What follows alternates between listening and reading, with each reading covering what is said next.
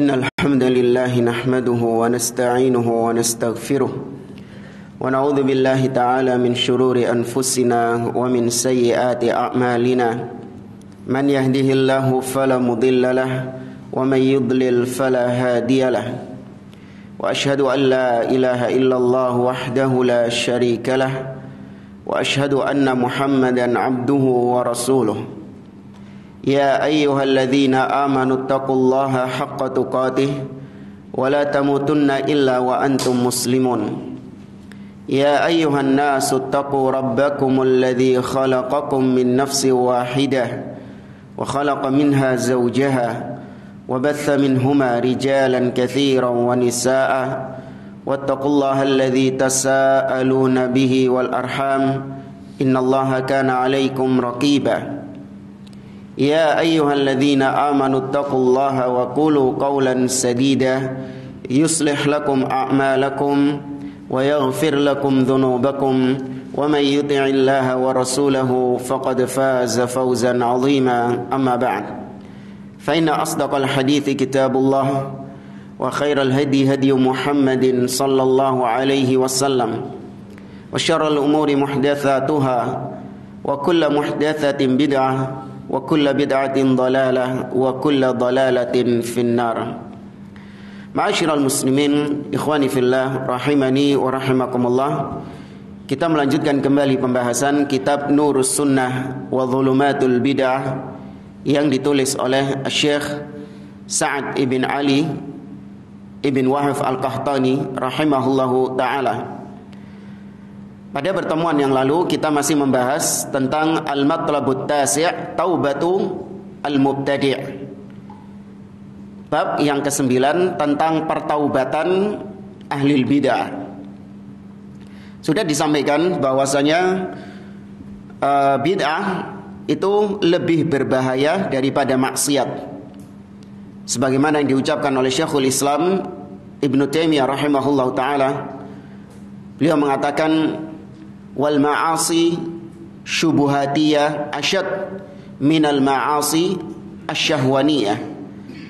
Kata beliau, maksiat-maksiat yang berupa syubuhat itu lebih berbahaya daripada maksiat-maksiat yang berupa syahwat. Yang dimaksud maksiat syubuhat adalah al-bid'ah.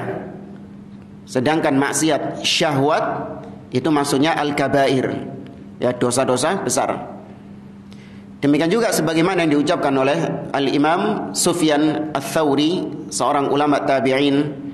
Beliau mengatakan al-bid'atu ahabbu ila iblis minal ma'siyah li'annal ma'siyah yutabu minha wal bid'ah la yutabu minha. Sesungguhnya bid'ah lebih dicintai iblis daripada maksiat, karena bid'ah itu susah seseorang untuk bertobat kepada Allah, sedangkan maksiat mudah bagi seseorang untuk bertobat kepada Allah Azza wa Jalla. Dan maknanya bukan berarti orang yang jatuh dalam kebid'ahan dia itu mustahil untuk bertobat, bukan. Namun orang yang jatuh dalam kebid'ahan atau pelaku-pelaku bid'ah ini, mereka konsekuensinya susah untuk bertobat karena mereka menganggap bahwa bid'ah mereka sebagai perbuatan yang baik. Sedangkan orang yang bertobat itu pemicunya pertama kali sebelum bertobat adalah yaitu dia punya kesadaran. Dia sudah sadar dulu, mengetahui bahwasanya apa yang dia lakukan adalah kesalahan. Itu dulu modal orang yang bertobat. Kalau dia sejak awal nggak punya modal ini, maka sampai kapanpun dia nggak akan bertobat kepada Allah Azza wa Jalla. Karena di antara syarat taubat adalah menyesal. Bagaimana dia bisa menyesali perbuatan yang baik? Antum barusan sholat subuh. Sholat subuh ini khair atau syar? Khair. Mungkin nggak antum selesai melaksanakan sholat subuh ada nadam, menyesal?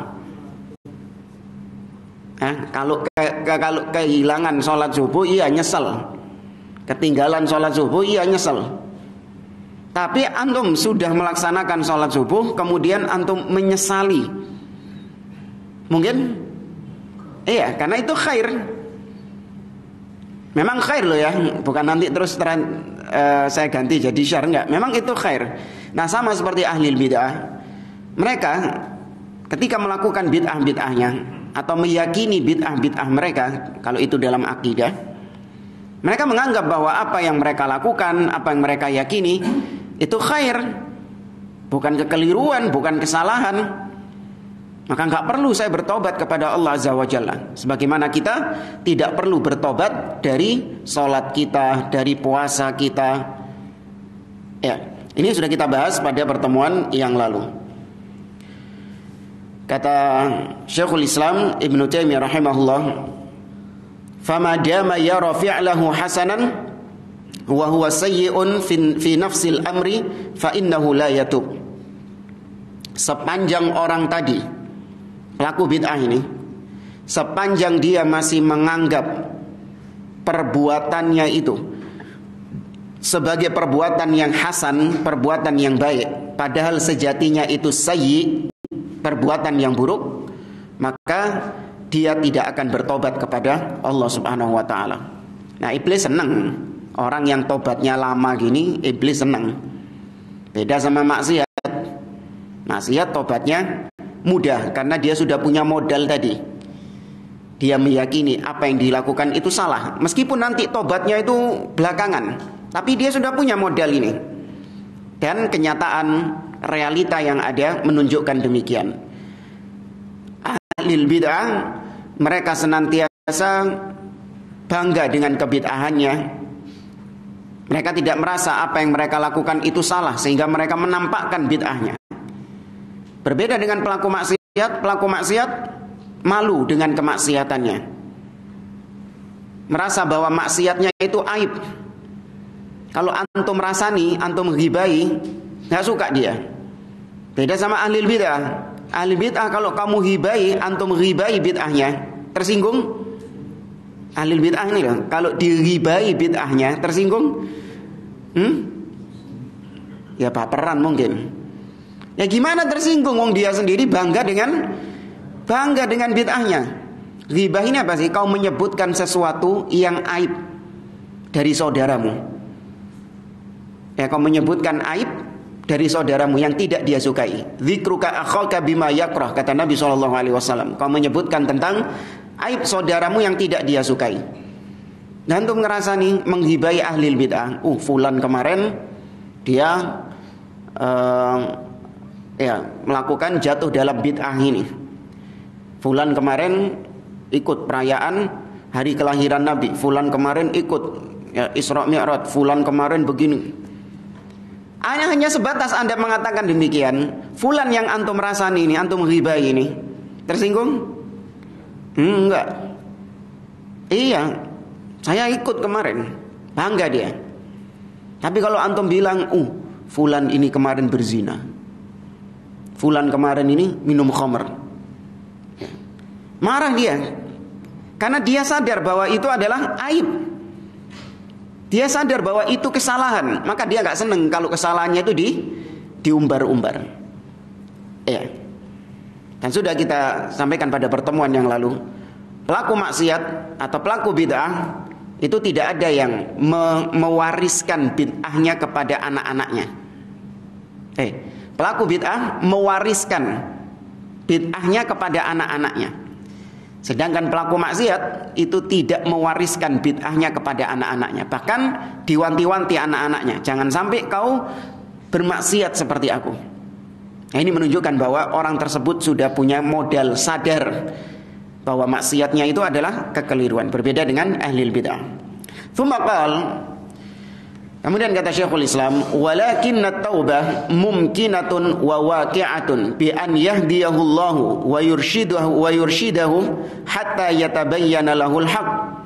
Kama hada subhanahu wa ta'ala man hada minal kuffari wal munafiqin wa tawaifa ahlil bid'ah wad dalal. Namun meskipun pelaku bid'ah ini lebih dicintai iblis, pelaku bid'ah ini enggak punya modal untuk bertobat kepada Allah Subhanahu wa taala, akan tetapi bukan berarti mereka mustahil bertobat. Ya, pertobatan ahli bid'ah mungkin, masih mungkin ahli bid'ah itu bertobat. yaitu ketika Allah berikan hidayah kepadanya, Allah tunjukkan jalan sehingga nampak baginya jalan kebenaran. Sebagaimana Allah Azza wa Jalla juga memberi hidayah kepada orang-orang kafir. Sama orang kafir ini dengan ahli bid'ah, bukan berarti sama-sama kafirnya, enggak. Maksudnya posisinya itu sama-sama menganggap perbuatan buruk sebagai kebaikan. Orang-orang kafir ketika mereka melakukan kesyirikannya, ketika mereka melakukan kekufurannya, mereka menganggap itu perbuatan baik atau buruk? Perbuatan baik juga. Orang-orang Nasoro yang pergi ke gereja, itu syirik kepada Allah Azza wa Jalla. Ya, itu syirik. Malu nggak mereka melakukan itu? Tidak, menurut mereka itu perbuatan baik.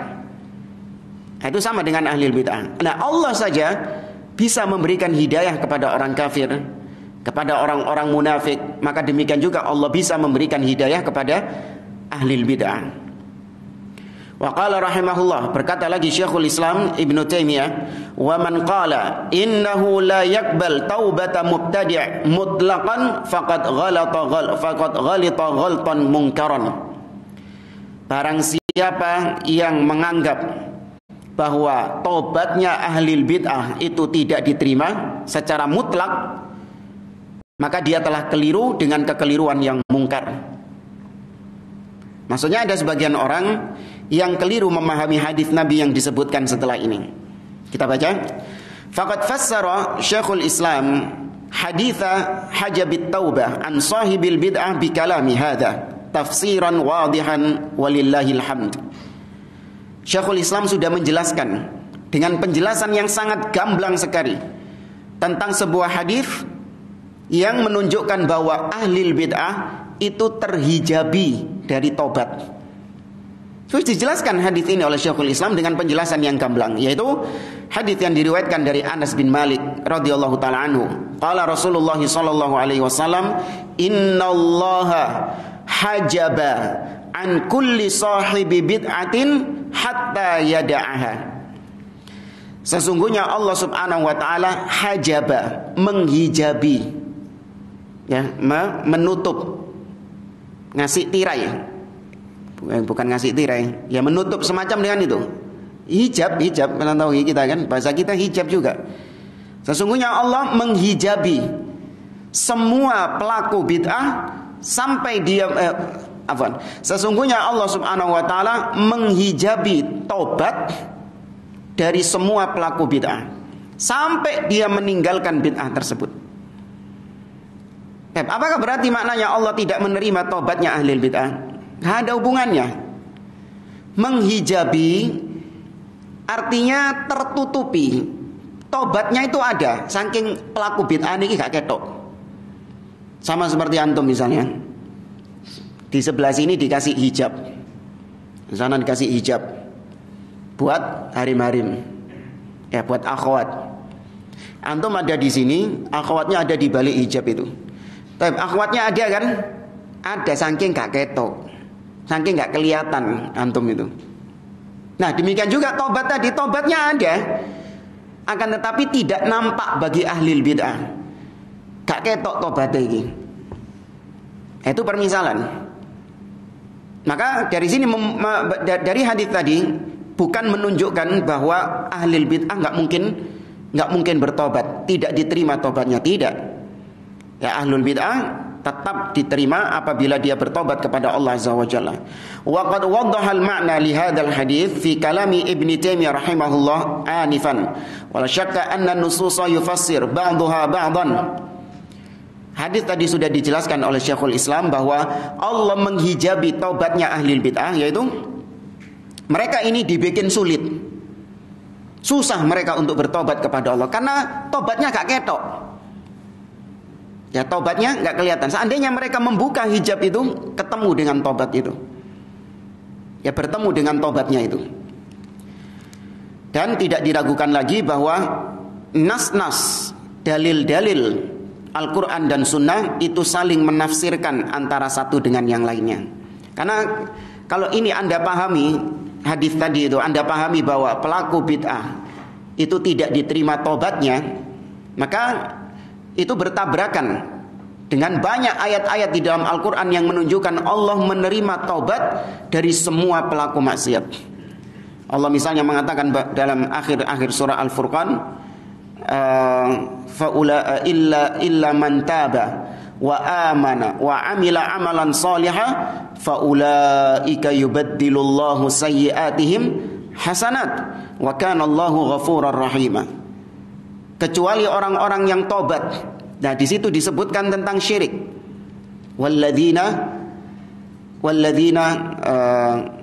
la yashhadu, bukan, walladzina idza anfaqu lam yusrifu wa lam yaqturu wa kana baina dzalika qawama. Kemudian walladzina la yashhaduna zur, bukan, walladzina la yaj'aluna ma'allahi ilahan akhar wa la yaqtuluna an-nafsa allati harramallahu illa bil haqqi wa la yaznun. Dan orang-orang yang tidak menjadikan sesembahan lain selain Allah, berarti syirik. Kemudian wa man yaf'al dzalika yalqa athama, barang siapa yang melakukan perbuatan dosa tadi, syirik, membunuh, berzina, maka dia akan dimasukkan ke dalam neraka. Ini dosa-dosa besar ini, termasuk syirik. Illa man taba, kecuali yang tobat, wa amana, dan beriman, wa amila amalan solihah, dan melakukan amal-amal yang soleh, faulaika yubaddilullahu sayyiatihim hasanat, maka mereka ini akan diganti keburukan-keburukannya dengan kebaikan. Nah, kalau pelaku syirik saja Allah terima tobatnya, apalagi pelaku bid'ah. Maka nggak mungkin ada dalil yang bertentangan. Wallahu azza wa jalla bayyana li'ibadihi annahu yaqbalu taubatat taibin idza aqla'u an jaraimihim wa nadimu wa azamu ala alla ya'udu wa raddul huquqa ila ahliha in wujidat. Allah menjelaskan kepada hamba-hambanya bahwasanya dia menerima taubat orang-orang yang bertobat kepadanya dengan syarat idza aqla'u an jaraimihim. Ini syarat taubat yang pertama, apabila mereka meninggalkan secara total perbuatan dosa tersebut. Kemudian yang kedua, an-nadam, yaitu mereka menyesalinya. Kemudian yang ketiga, mereka bertekad untuk tidak kembali lagi kepada perbuatan dosa tersebut, menutup pintu-pintu yang bisa menyebabkan mereka balik lagi ke perbuatan dosa itu. Nah, ini kalau ahli bid'ah angel syarat ini. Ya, yang pertama apa tadi? Meninggalkan bid'ahnya. Kalau orang mau tobat dari bid'ah, suruh meninggalkan bid'ahnya. Angel. Kenapa? Oh, ini amal soleh kok ditinggalkan. Pelaku bid'ah kan gitu. Ini amal soleh, mendapatkan pahala di sisi Allah, kok ditinggalkan. Kemudian yang kedua, menyesal. Apa mana menyesal? Senang malahan. Bersyukur mereka, bukan menyesal. Kemudian yang ketiga, bertekad untuk tidak kembali lagi. Kita tambah digoleki kapan mana kok ini. Kalau bid'ah, tambah dintainya beda. Tambah ditunggu sama dia, kapan ada bid'ah kayak gini lagi. Nah, kira-kira bisa tobat nggak orang kalau pemikirannya kayak gini? Bisa, tapi susah, sulit, karena nggak punya modal itu tadi. Dan syarat tobat berikutnya, waraddul huquqa ila ahliha, mengembalikan hak kepada yang punya hak. Ini kalau berkaitan dengan dosa-dosa antara Bani Adam.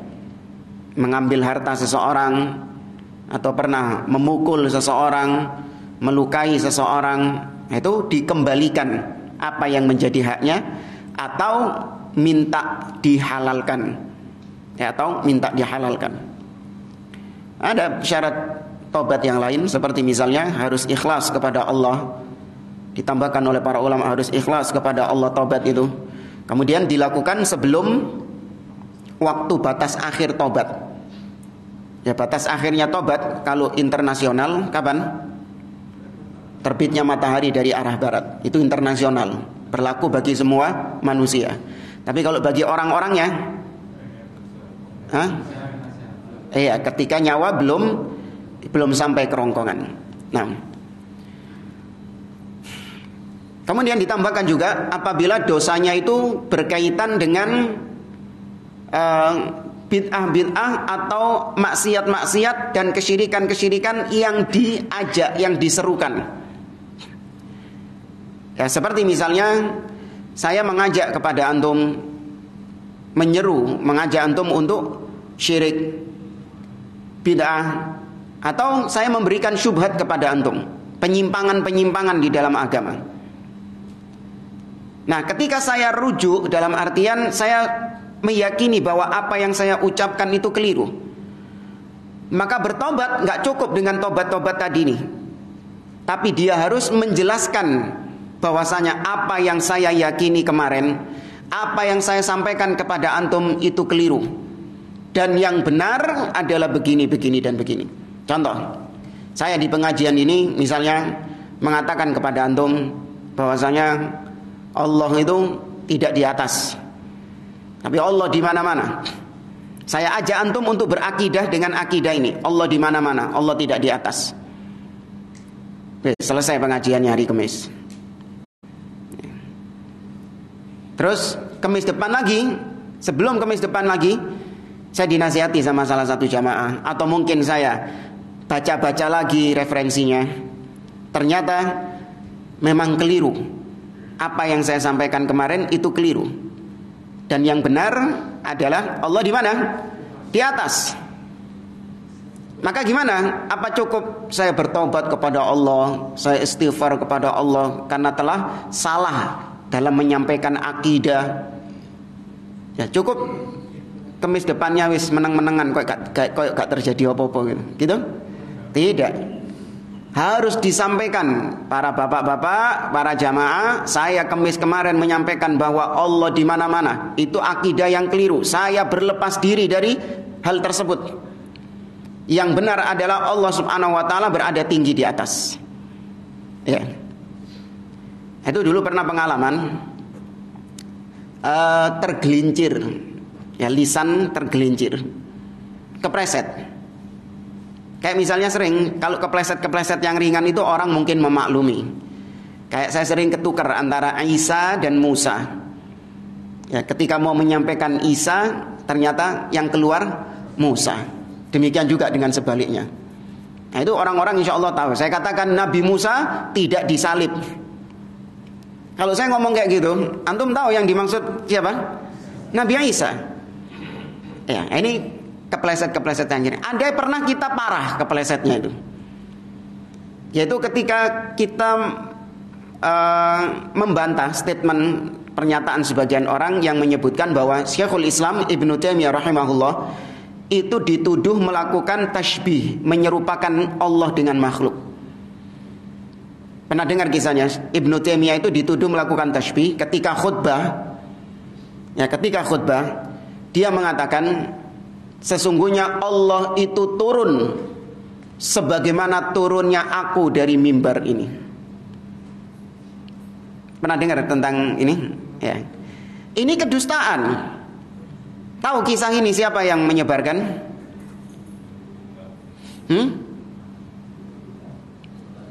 Siapa? Naam, Ibnu Battuta. Seorang traveler, Ibnu Battuta. Nah, itu banyak dipakai sama ahli bid'ah. Padahal dibantah oleh para ulama bahwasanya Ibnu Battuta ketika sampai ke Damaskus, posisi Syekhul Islam Ibnu Taimiyah sudah di mana? Di penjara. Berarti nggak mungkin yang mengucapkan itu adalah Ibnu Taimiyah. Nah, saya ketika mengucapkan Ibnu Battuta keliru, Ibnu Battah.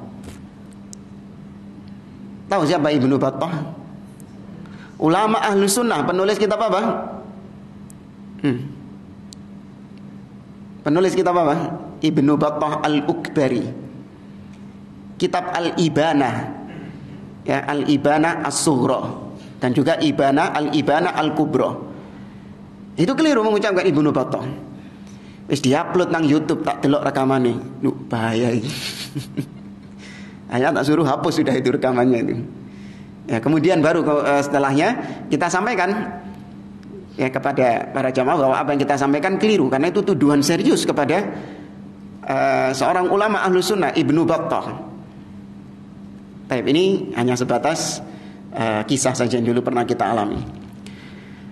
Baik, maka harus menjelaskan tentang kebenarannya bagaimana, karena Allah mempersyaratkan itu, illalladzina tabu wa aslahu wa bayyanu, kecuali orang-orang yang bertobat dan memperbaikinya, mengoreksi, wa bayyanu, dan menjelaskan kesalahannya itu, ya, menjelaskan kesalahannya.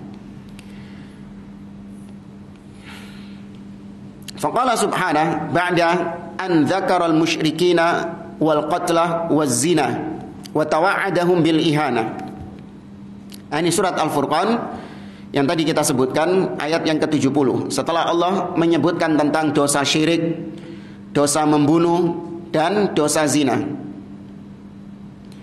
kata Allah, illa man taba wa amana wa amila amalan salihah fa ulaika yubaddilullahu sayyi'atihim hasanat wa kana Allahu ghafurur rahima.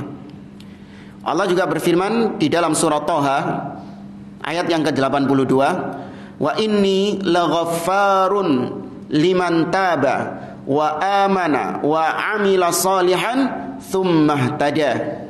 Dan sesungguhnya aku Ghaffar, ya, sesungguhnya aku maha mengampuni bagi siapa saja yang bertobat kepadaku, beriman dan beramal soleh, thumma ihtada, kemudian dia lurus di atas petunjuk. Wa qala subhanahu wa ta'ala, Allah azza wa jalla berfirman, qul ya ibadiyalladzina asrafu ala anfusihim la taqnatu min rahmatillah innallaha yaghfirudz dzunuba jami'a innahu huwal ghafurur rahim. Katakan, wahai hamba-hambaku yang telah melampaui batas atas dirinya, maka jangan kalian berputus asa dari rahmat Allah. Sesungguhnya Allah itu mengampuni semua dosa. Ya, Allah mengampuni semua dosa, mau itu syirik, bid'ah ataupun maksiat, diampuni sama Allah. Sesungguhnya Allah Maha Pengampun lagi Maha Penyayang. Wa qala ta'ala, Allah juga berfirman, itu tadi surah Az-Zumar ayat 53. Allah juga berfirman di dalam surah An-Nisa ayat 110, wa may ya'mal su'an aw yadhlim nafsahu thumma yastaghfirillaha yajidillaha ghafurar rahima. Barang siapa yang melakukan keburukan, perbuatan yang buruk, atau dia menzalimi dirinya sendiri, kemudian dia beristighfar kepada Allah, maka dia akan mendapati Allah itu Maha Pengampun lagi Maha Penyayang, yaitu dia akan dapati Allah mengampuni dosanya. Wa hadhihi taubah ta'ummu man taba minal mulhidin wal kafirin wal musyrikin wal mubtadi'in. Ayat-ayat tadi itu berlaku umum. Siapapun yang bertobat kepada Allah, baik dia itu ateis sekalipun, atau dia kafir, musyrik, ahli bid'ah, ahli maksiat, wa ghairihim mimman taba min ahli ma'asi, idza tamalat syurutut taubah, kalau memang syarat-syarat tobatnya terpenuhi tadi, diterima sama Allah azza wa jalla. Kita masuk bab yang terakhir, yaitu al-matlabul ashir, atharul bid'ah wa adraruha, pengaruh-pengaruh bid'ah dan bahaya-bahaya bid'ah.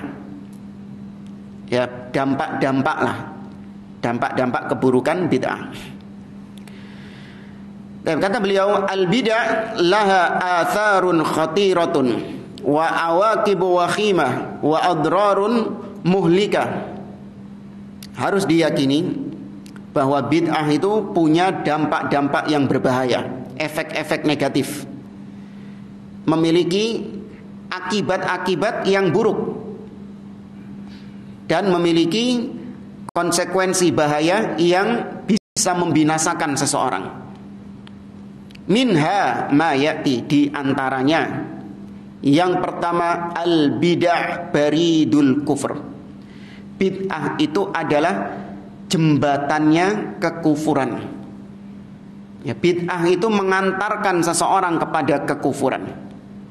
Makanya Nabi ketika menyebutkan seburuk-buruknya perkara bukan syirik. Dalam khutbatul hajah itu,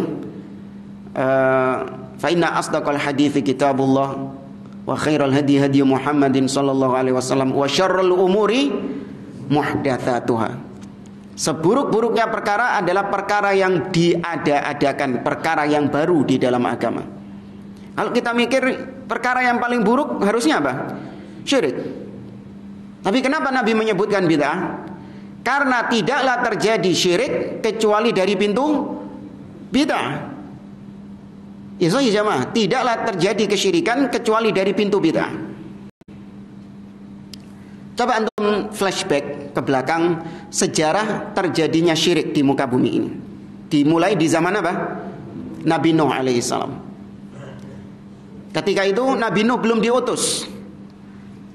Allah subhanahu wa ta'ala sudah menurunkan para nabi. Rasul belum. Karena Rasul pertama siapa?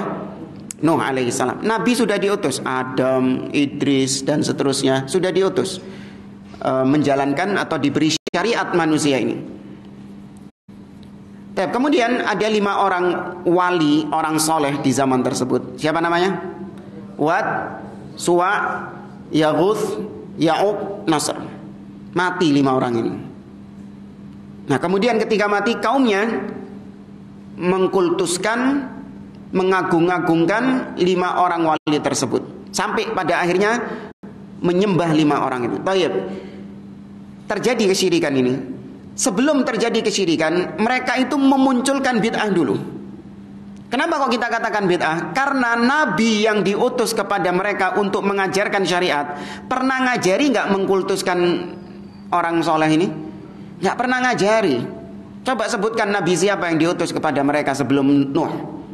Adam nggak pernah ngajari kayak gitu. Idris sebelum Nabi Nuh yang diutus kepada bangsa manusia juga nggak pernah ngajari kayak gitu.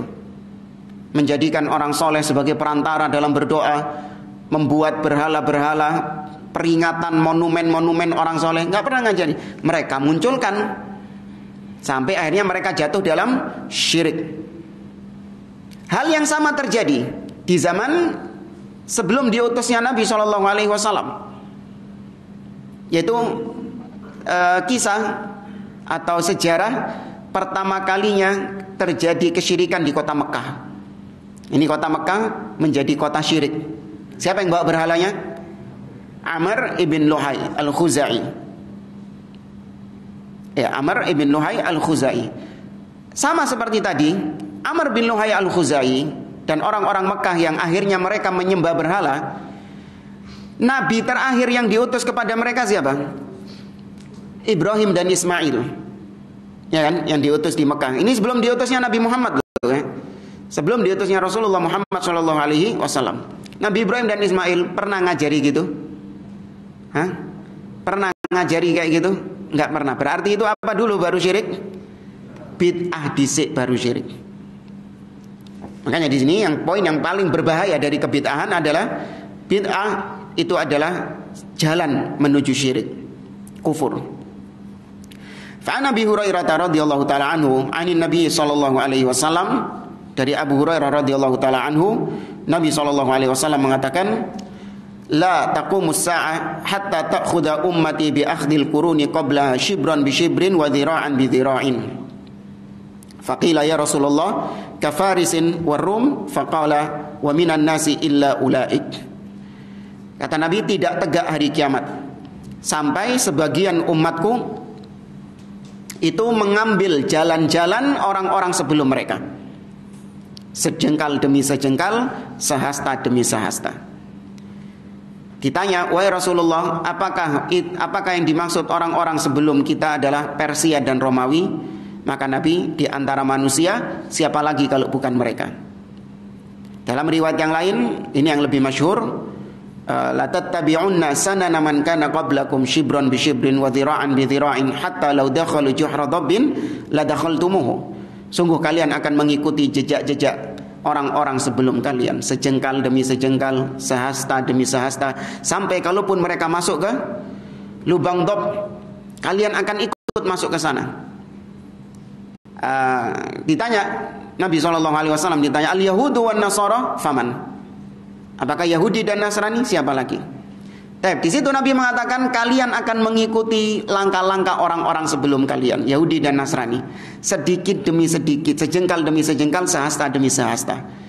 Yani orang-orang sebelum kita, orang Yahudi dan Nasrani, mereka itu sangat terkenal dengan bid'ah-bid'ah mereka. Memunculkan ajaran-ajaran baru yang gak diajarkan oleh para nabi dan rasul yang diutus kepada mereka. Yahudi, banyak bid'ah-bid'ahnya. Nabi-nabi yang diutus kepada mereka tidak pernah ngajarin apa misalnya, bentur-benturin kepala di tembok, gak pernah ngajarin mengagung-agungkan kuburan, gak pernah mengajarkan akidah-akidah yang menyimpang sebagaimana yang diyakini oleh mereka. Itu bid'ah-bid'ah dalam agama. Apalagi Nasoro, gudangnya juga kebid'ahan-kebid'ahan.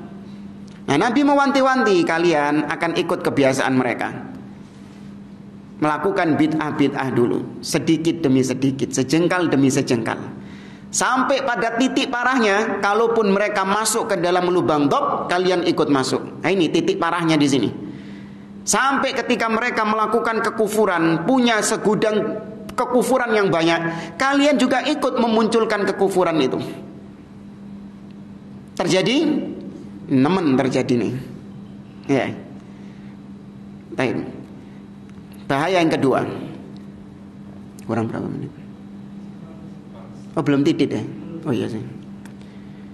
Bahaya yang kedua dari bid'ah, al-qaulu 'ala Allahi bighairi ilmin. Bahaya bid'ah yang kedua adalah jatuh dalam dosa berupa mengucapkan sesuatu tentang Allah tanpa ilmu. Berbicara tentang Allah tanpa ilmu.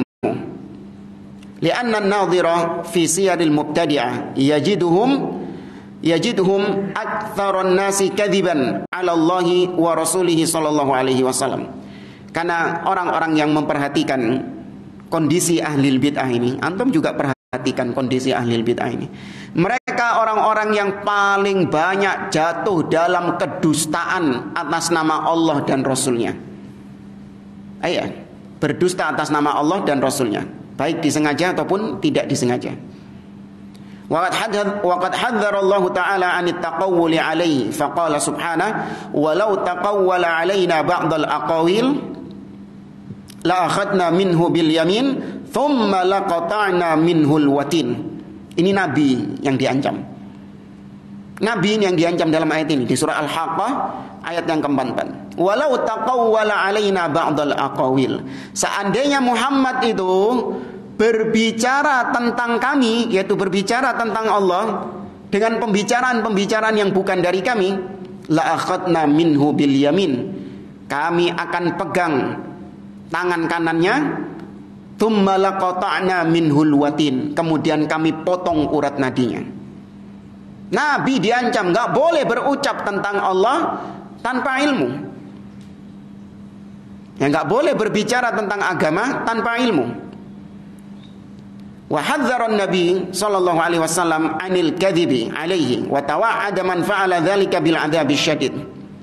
Demikian juga Nabi sallallahu alaihi wasallam sudah memperingatkan umatnya agar jangan berdusta atas nama beliau. Diancam dengan ancaman siksa yang pedih.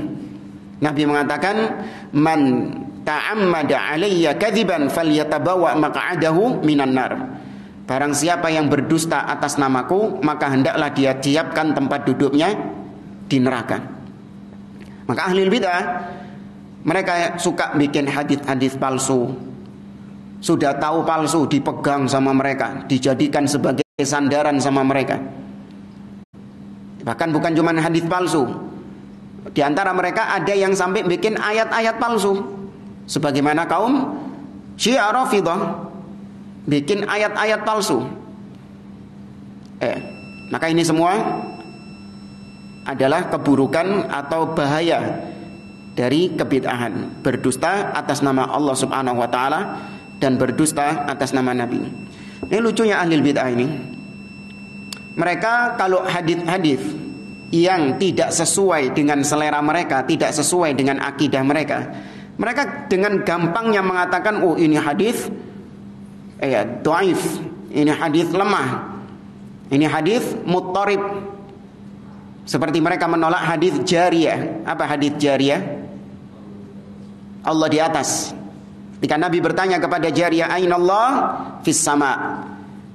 Dan disetujui sama Nabi, "Atiqha fa innaha mu'minah." Bebaskan wanita ini karena dia beriman. Sahih riwayat Imam Muslim dari Muawiyah ibnul Hakam. Kata ahli bidah, "Oh, ini hadisnya muttarib." Karena dalam riwayat yang lain Nabi bertanya kepada wanita itu bukan di mana Allah, tapi Nabi bertanya kepada wanita itu tentang atasyhadina alla ilaha illallah, apakah kau bersaksi bahwa tidak ada ilah selain Allah. Nah, hanya gara-gara hadisnya itu ada redaksi yang berbeda, maka mereka tolak hadis tersebut. Ya, mereka tolak hadis tersebut, atau minimal mereka cuman menerima yang satu saja. Paham nggak maksudnya? Ini ada dua hadis. Yang satu riwayat Imam Muslim, yang satu riwayat Ahmad dalam musnadnya. Dalam riwayat Imam Muslim, Nabi bertanya kepada budak ini, "Aina Allah?" dengan lafal di mana Allah. Sedangkan dalam riwayat Imam Ahmad, Nabi bertanya kepada wanita tersebut, "Atasyhadina alla ilaha illallah?" Apakah kau bersaksi bahwa tidak ada ilah yang berhak disembah selain Allah? Beda ya pertanyaannya ya. Ya, beda pertanyaannya. Nah, gara-gara beda dibuang hadisnya. Ya, lebih kan dibuang hadisnya karena menganggap itu dhaif. Taib, minimal harusnya kalau kalian menganggap ini muttarib, ambil salah satunya dong. Ya kan? Harusnya kalau ini hadis simpang siur, satu kok gini, satu kok gini, ya pasti salah satunya benar dong. Ini tanazulan ya. Ya, padahal nanti kata para ulama, bisa saja kisah ini berbeda dengan ini. Kisah yang dalam riwayat Imam Muslim berbeda dengan kisah yang ada dalam riwayat Imam Ahmad. Bisa? Bisa. Emang budak di zaman Nabi masih jidok. Ya, itu bisa jadi. Tapi apa-apa, kita ikut pola pikir mereka lah. Yes, ini hadisnya podo. Terus gimana kalian dibuat kabeh lo, ojo eman nih. Eman kok dibuat semua. Sayang, ambil satu saja. Nah, berhubung dua ini, satu riwayat Muslim, satu riwayat Ahmad, kira-kira yang lebih diambil yang riwayat siapa? Ya, Imam Muslim. Karena Imam Muslim peringkat ketiga, kitab yang paling sahih setelah Al-Quran dan Sahih Bukhari. Ya, Sahih Muslim ini kitab yang paling sahih setelah Al-Quran dan Sahih Al-Bukhari. Nah, ambilan itu. Nah, riwayat Imam Muslim bertanya tentang di mana Allah. Ditolak tetap sama mereka. Muttarib katanya, simpang siur. Tapi ternyata, atau mereka menolak hadis yang enggak sesuai dengan selera mereka, yaitu dengan mengatakan bahwa hadis ini ahad. Ya, hadis ini adalah hadis ahad. Mereka punya kaidah yang bid'ah juga, bahwasanya hadis ahad, apa sih hadis ahad ini? Pernah kita sampaikan? Yang kurang dari 10 orang perawinya. Sedangkan yang lawannya ahad apa? Mutawatir, lebih dari 10 orang. Nah, itu baru kita terima sebagai akidah. Kalau mutawatir, akidah itu harus mutawatir kata mereka. Mbu syarat tekondi tidak ada. Harus mutawatir akidah itu. Kalau fikih, nah baru ahad boleh kalau fikih. Nah, kalau akidah nggak boleh ahad, harus mutawatir. Karena ahad itu sedikit orangnya. Kalau sedikit orangnya itu menimbulkan dugaan tok. Tapi kalau mutawatir, wah ini bukan dugaan, tapi derajatnya yakin. Kalau yang meriwayatkan banyak itu. Nah, ini sudah pernah kita bantah. Ini kaidah dari mana nggak tahu. Hanya akal-akalan mereka saja. Mereka ini kalau dihadapkan dengan hadis yang memuat akidah dan fikih, bingung mereka. Hadis yang satu redaksinya itu memuat perkara fikih dan perkara akidah, mereka bingung menyikapinya. Contoh misalnya, hadis tentang doa Nabi SAW di setiap akhir sholat sebelum salam. Nabi berlindung dari 4 hal. Allahumma inni a'udzubika min adzabi jahannam wa min adzabi al-qabr wa min fitnatil mahya wal mamat wa min syarri fitnatil masihi ad-dajjal. Ini redaksi hadisnya secara asal fikih. Ya kan? Karena ada anjuran untuk membaca doa ini di tasyahud akhir. Perkara fikih kan? Ya enggak ya? Iya, perkara fikih. Tapi ternyata di dalamnya juga memuat apa? Akidah. Akidah adanya akhirat, neraka, adanya hari akhir. Akidah tentang adanya siksa kubur. Akidah tentang adanya dajjal di hari akhir, dan itu didustakan sama Mu'tazilah. Makanya Mu'tazilah kayak ono hadis iki bingung deh. Bingung dia antara menerima atau tidak, karena ini perkara fikih. Katanya kalau perkara fikih harus karena kata mereka ya kalau mutawatir, ya kalau akidah harus mutawatir. Baik, ini hadisnya mutawatir ini. Ya, masalah doa Nabi di tasyahud akhir itu mutawatir. Kalian terima? Iya, kita terima fikihnya tok. Oh, gak iso. Gak bisa diterima fikihnya tok. Harus kalian terima akidah yang ada di dalam situ. Ya, ini akal-akalan ahli bid'ah. Maka mereka semua adalah pendusta. Tapi kalau sesuai dengan keinginan mereka, hatta yang dhaif, hatta yang maudhu, dimplok semua sama mereka. Iya, hadis yang tidak ada juntrungannya, tidak ada asal usulnya, diambil sama mereka. Tapi kalau nggak sesuai, sok-sokan ketat, nggak boleh. Kalau akidah ini harus yang mutawatir, nggak boleh yang ahad akidah ini. Karena mutawatir itu menimbulkan yakin derajatnya. Kalau yang ahad itu cuma dhon, dugaan, sok ilmiah. Tapi kalau itu sesuai, bahkan hadis yang sekonyol-konyolnya sekalipun diterima sama mereka. Ya, hadis tentang Nur Muhammad, ya kan, populer nggak itu? Populer. Ya, padahal itu hadis yang dhaif, hadis yang palsu, dimplok sama mereka semua. Ya, ini mudzab-zabnya ahlul bid'ah, mencela-mencelinya ahlul bid'ah.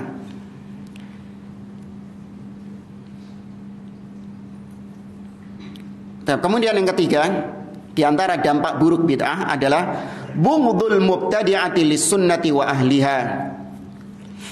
Seorang kalau sudah berkarat kebid'ahan di dalam dirinya, otomatis dia akan membenci sunnah dan membenci orang-orang yang berjalan di atas sunnah. Ini pasti itu. Karena ini kelaziman. Ya, ini suatu kelaziman. Kalau dia membenci, kalau dia berpegang dengan bid'ah, otomatis pasti membenci sunnah. Sebagaimana kita ketika berpegang dengan tauhid, maka pasti membenci syirik dan sebaliknya. Wa hadza mimma yadullu ala khuturatil bid'ah. Qala al-Imam Ismail ibnu Abdurrahman As-Sabuni rahimahullahu taala. Dan ini termasuk di antara bahaya bid'ah. Berkata al-Imam As-Sabuni Asy-Syafi'i dalam kitabnya Aqidatus Salaf wa Ashabil Hadits, wa alamatu ahlil bid'ah zahiratun ala ahliha badiyah, wa adharu ayatihim wa alamatihim syiddatu mu'adatihim li hamalati akhbarin Nabi sallallahu alaihi wasallam wa ihtiqarihim lahum. Kata beliau, di antara ciri ahlil bid'ah yang sangat nampak sekali bagi orang-orang yang memperhatikannya, dan ciri ini adalah ciri yang paling nampak, tanda yang paling bohir sekalipun, tanda yang paling bohir sekali dari ahlil bid'ah. Apa itu? Yaitu permusuhan mereka yang sangat luar biasa kepada para pembawa sunnah Nabi SAW. Permusuhan yang luar biasa kepada orang-orang yang membawa sunnah Nabi SAW. Sangat benci luar biasa. Loh Ustaz, ahlu sunnah kan benci dengan ahlil bid'ah. Iya. Tapi kebencian ahlu sunnah dengan ahlil bid'ah itu tidak sampai pada taraf zalim. Kalaupun oknum ada yang zalim, iya. Ya, bedakan loh ya antara membenci dengan menzalimi, itu berbeda. Sebagaimana kita membenci orang-orang kafir enggak?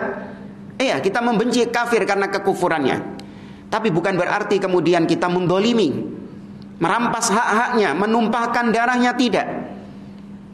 Kita benci dengan ahlul bid'ah, iya. Tapi bukan berarti kita menzaliminya, merampas hak-haknya, memukulnya, menumpahkan darahnya, naudzubillah. Ini semua haram. Ya, harus membenci kebid'ahan, harus membenci kekafiran, tapi tidak sampai mendolimi. Nah, kalau bencinya ahli bid'ah sama ahli sunnah, itu mendolimi, itu kezaliman. Ya, maka ini adalah tanda yang sangat luar biasa. Wahtiqarihim lahum, dan juga tanda mereka itu suka meremehkan, ya, merendahkan ahli sunnah.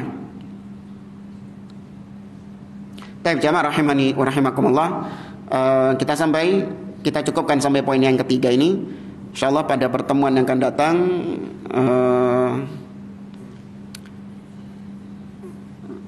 masih ada berapa ini? 20. Ya, ada 20. Tak kira pekan depan sudah hatam kita. Ternyata masih 20. Wallahu a'lam. Tapi saya cukupkan sampai di sini. Insyaallah kita lanjutkan pada pertemuan berikutnya. Aku qouli hada wa sallallahu ala nabiyyina Muhammad wa ala alihi wa sahbihi ajma'in. Wa akhiru da'wana alhamdulillahi rabbil alamin. Wassalamualaikum warahmatullahi wabarakatuh.